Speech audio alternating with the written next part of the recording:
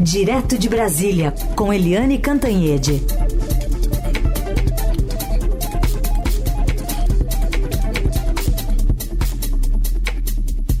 Oi, Eliane, bom dia. Bom dia, Raíssa, Carolina, ouvintes. Bom dia, Eliane. Bom, de olho aqui um pouquinho nesse movimento do ministro do Supremo Tribunal Federal, Cristiano Zanin, que atendeu ao governo e suspendeu a desoneração da folha de pagamento, uma decisão que será analisada ainda em plenário. Susta, um alívio tributário para municípios e 17 setores da economia até 2027, já gera, de novo, um estranhamento ali entre o Congresso e o governo. Rodrigo Pacheco se manifestou ontem dizendo que o governo erra ao judicializar a política e impor as suas razões. Mexe com a Frente Parlamentar do Empreendedorismo, que também defendeu a desoneração, e, de novo, coloca o Supremo em situação de atrito com o Congresso. É aquela história, né? A semana estava indo muito bem na articulação política, com a apresentação ali, o envio da proposta de regulamentação da reforma tributária, mas já no restinho, assim, no finalzinho da semana, vem mais essa. Essa história é uma longa história, né? A gente vai tentar resumir rapidinho, mas é a questão da desoneração da folha de pagamento de 17 setores que empregam muita mão de obra. O que é a desoneração? As empresas que empregam muita mão de obra pagam menos imposto ou não pagam imposto, exatamente para manter aí o emprego aquecido. E o governo Lula estava voltando a cobrar, né, que as empresas, mesmo essas que empregam muito, voltem a pagar impostos como todas as demais. E aí isso criou uma tensão, mais uma tensão entre o governo e o Congresso, porque o Senado não aceita. O Senado quer manter o privilégio, né, dessas empresas, quer manter aí a desoneração. Então fica, o governo faz uma coisa, o Congresso faz outra, o governo faz uma coisa, o Congresso faz outra, e isso foi parar na Justiça, ou seja, no Supremo Tribunal Federal. O próprio presidente Lula assinou o pedido da AGU, Advocacia Geral da União, ao Supremo para pedir a suspensão dessa manutenção, a suspensão da oneração, da desoneração até 2027. E aí o ministro Cristiano Zanin, que foi indicado e nomeado pelo presidente Lula, acatou monocraticamente esse pedido da AGU e do presidente Lula.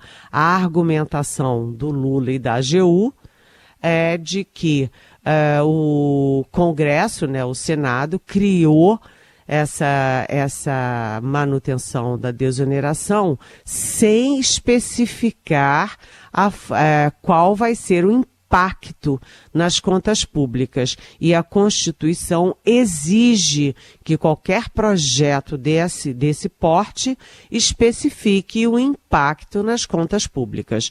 Então, a alegação de Lula e AGU é uma alegação de inconstitucionalidade.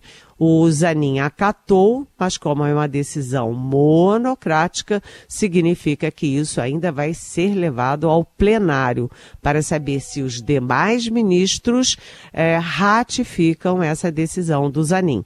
Até lá, o Pacheco está reagindo, já começou a reagir.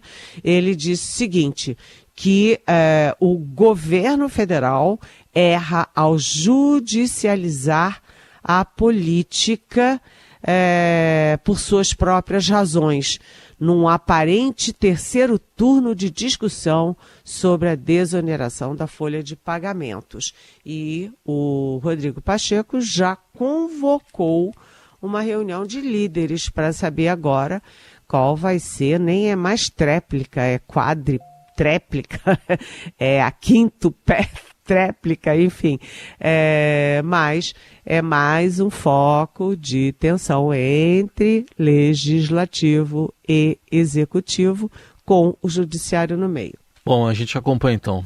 Mas a gente viu também, como você destacou, Eliane, que o presidente Lula entrou ele mesmo em cena, apesar de ter cobrado ministros essa semana, 4 mais diretamente, mas ele entrou em cena também na articulação política. O que melhorou e o que ainda tem de pontos de tensão, hein, Eliane, lá com o Congresso? Pois é, realmente, né, o presidente Lula, ele mergulhou na articulação política desde a sexta-feira passada, ele já se reuniu com líderes, com ministros, ele botou a ministrada toda para arregaçar a manga e ir ao Congresso e, inclusive, o ministro da Fazenda, Fernando Haddad, que antecipou a volta dos Estados Unidos, da reunião do G20, para apressar a regulamentação da reforma tributária, e o Fernando Haddad realmente deixou os livros em São Paulo, como o Lula estava reclamando, né? Deixou os livros em São Paulo e fez várias reuniões essa semana com o Arthur Lira, com líderes, com o Rodrigo Pacheco, e deu certo, né? Porque o Lira e o Rodrigo Pacheco, até a decisão do Supremo, até a decisão do Zanin, estavam ali se demonstrando o apoio à regulamentação da reforma tributária e demonstrando ali uma volta às boas com o governo. Enfim, isso mostra que o Lula tem que participar sempre diretamente das articulações. Não adianta ele ficar indo para a Ásia, África, Oceania e etc., né, e deixar o pau comendo aqui, porque é ele que é o grande articulador político do governo, né? Ele entrou, as coisas começaram a funcionar, e mesmo agora, nessa tensão do Rodrigo Pacheco com o governo, com o Supremo, né, o Lula vai ter que participar. Aliás, eu queria registrar uma coisa, né, que o Lula e o Arthur Lira, se encontraram e as coisas deram muito certo, evoluíram muito rapidamente depois, né, mas estava prevista a reunião do Lula com o Rodrigo Pacheco também essa semana. E olha, nós estamos na sexta-feira e esse encontro ainda não aconteceu. O Lula está indo hoje a Belo Horizonte, depois para São Paulo, e o Pacheco é mineiro. Então havia ali uma expectativa, será que o encontro do Pacheco vai ser em Minas, com Lula? Mas não faz muito sentido, até porque o Lula tem uma agenda muito corrida em Minas, né? E, além disso, não seria bom, né? Uma reunião do presidente do Senado com o presidente da República tem que ser institucionalmente em Brasília, no Palácio do Planalto. E, enfim, a verdade é o seguinte, as coisas melhoraram. Mas ainda precisa ter cuidado, porque qualquer coisinha deixam de melhorar e podem até voltar a piorar. Eliane Cantanhede, direto de Brasília, para falar sobre reforma tributária, que é um assunto bastante importante. Ontem teve uma coletiva de imprensa para explicar as minúcias, e as jornalistas que, porventura, estão ali, inclusive, para trazer para a população uma explicação também a partir do que é dado via oficial. E tem uma questão que envolve uma alíquota padrão, né, que vai ser aplicada aos bens e serviços que não são beneficiados com algum tipo de tratamento diferenciado. O Bernard Api, né, que está à frente dessa discussão dentro do governo, rebateu algumas críticas de que o IVA será elevado e afirmou que a carga tributária média sobre o consumo deve ser menor, pois há categorias com uma alíquota reduzida ou isenta, como no caso da cesta básica. Dessa forma, segundo o secretário, ficará mais evidente o valor de imposto pago. As pessoas vão saber quanto estão pagando de imposto quando estiverem comprando qualquer mercadoria ou qualquer serviço. Hoje as pessoas não sabem quanto estão pagando quando estão comprando qualquer mercadoria, qualquer serviço. E hoje aqui no Estadão, Eliane, o pesquisador da FGV, o Samuel Pessoa, diz que a nova legislação tributária é a reforma mais econômica dos últimos 30 anos, mas que há um grande risco nessa etapa da reforma, que se dá, mais uma vez, pela atuação de grupos de interesses. Então, uma frase dele aqui é: o principal risco vem dos grupos de pressão, é foie gras virar cesta básica. Porque é disso que se trata a partir de agora, né? Pois é, a regulamentação, né? Primeiro a gente registra que essa entrevista coletiva do Bernardo Api, eu acho que é a mais longa da história, porque foi de manhã, foi na hora do almoço, foi de tarde, foi embora o dia inteiro, né? Mas por quê?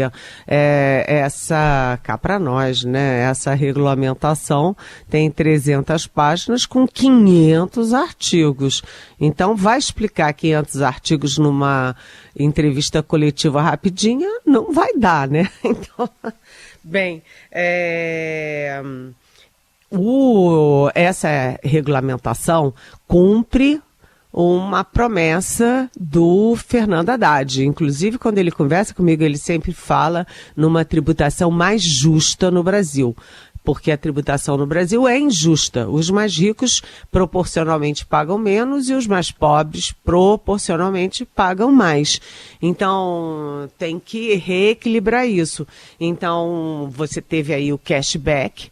O cashback é importante, né? Porque o cashback é uma devolução às famílias muito pobres que têm rendas de meio salário mínimo até meio salário mínimo. Elas vão receber uma devolução pelas contas de água, luz, pelo bujão de gás, pela taxa de esgoto.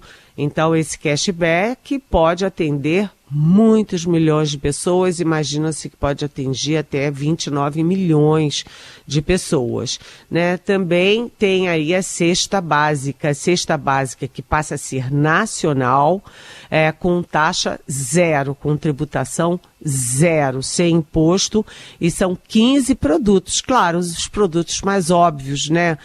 Leite, pãozinho, farinha, arroz, feijão.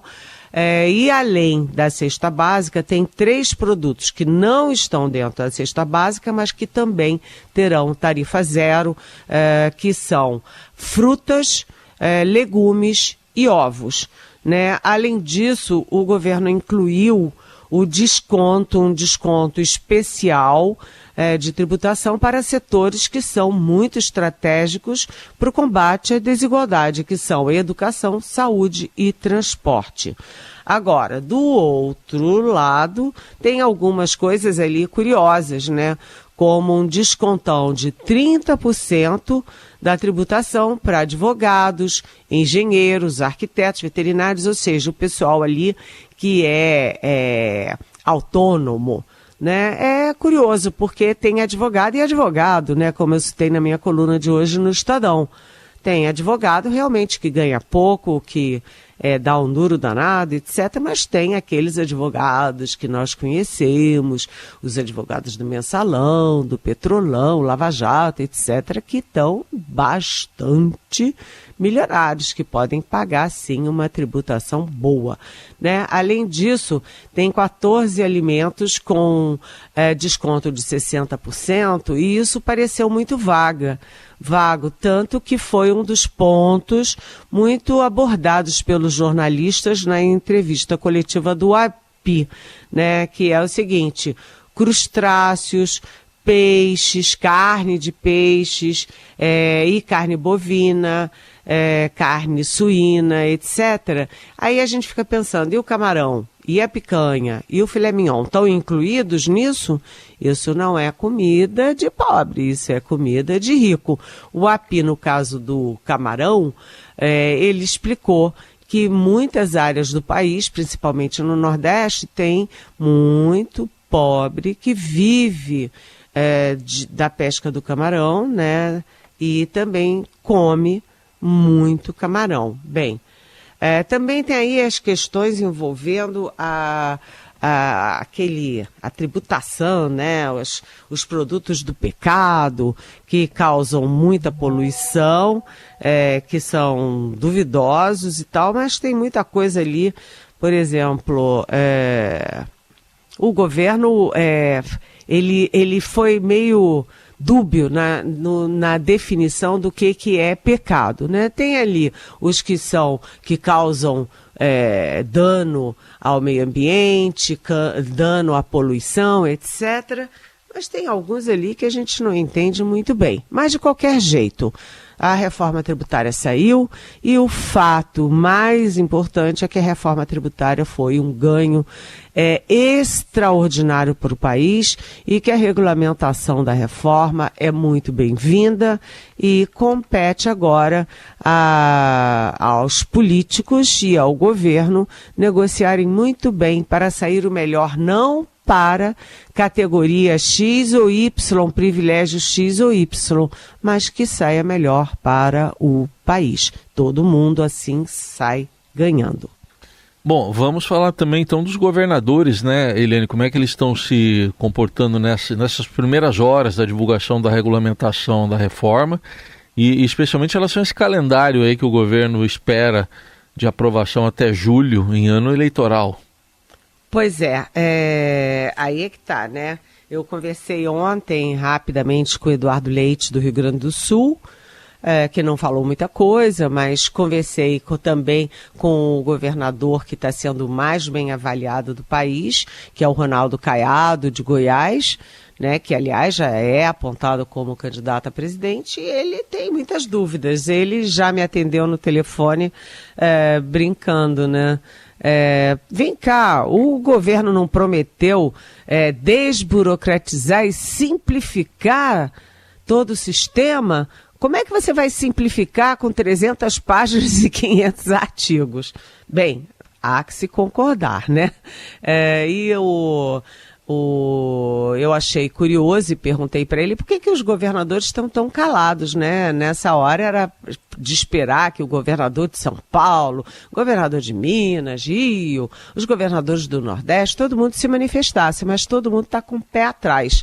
E aí o Ronaldo Caiado me explicou que é o seguinte, é preciso tentar entender primeiro tudo isso, né? Mastigar bastante antes de deglutir. Então, os governadores todos destacaram equipes para entender toda a reforma, mas o grande foco deles não é essa primeira regulamentação, é a segunda que vem por aí. Por quê? Porque vai mexer com 2 pontos muito cruciais para estados e municípios. Primeiro, o comitê de gestor, né, de toda a distribuição de recursos. E segundo, a distribuição de recursos, os critérios de distribuição. O Caiado acha que os recursos podem chegar aí a 800 bilhões de reais até a 1 trilhão de reais. E ele acha que esse comitê gestor está muito mal ajambrado, né? Porque ninguém entendeu direito como é que vai ser a composição e o governo diz que vai ter uma definição com base em algoritmo. Então, qual é o problema dos governadores?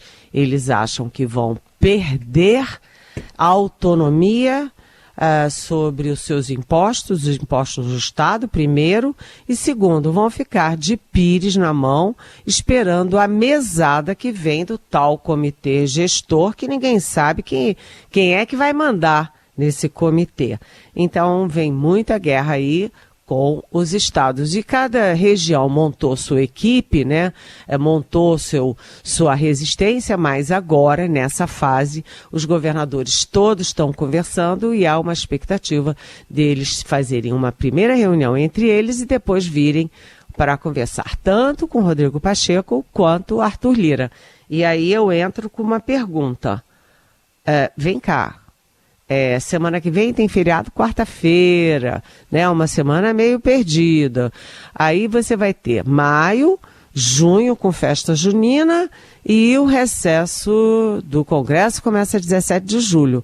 Vocês acham que 2 meses e meio dá para resolver tudo isso com o governador, com os setores todos, com brigas dentro do Congresso, com briga do governo com o Congresso?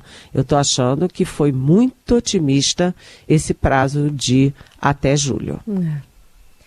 Eliane, só para fechar, hoje o Congresso faz uma sessão solene, né, em relação aos 40 anos do Movimento Direta Já. Puxa vida, ótimo, né? Às 14h, no plenário do Senado, uma sessão conjunta Câmara e Senado para lembrar os 40 anos das Direta Já. A emenda Dante de Oliveira, do meu amigo Dante de Oliveira, que já faleceu, foi derrotada no Congresso. Faltaram 22 votos, mas foi uma grande vitória do povo brasileiro, porque foram 30 manifestações pelo país afora, juntando milhões de pessoas nas ruas, e é assim que a gente construiu o fim da ditadura e a redemocratização do nosso Brasil. Então, essa homenagem é uma homenagem que é do Congresso, mas é também do povo brasileiro, né?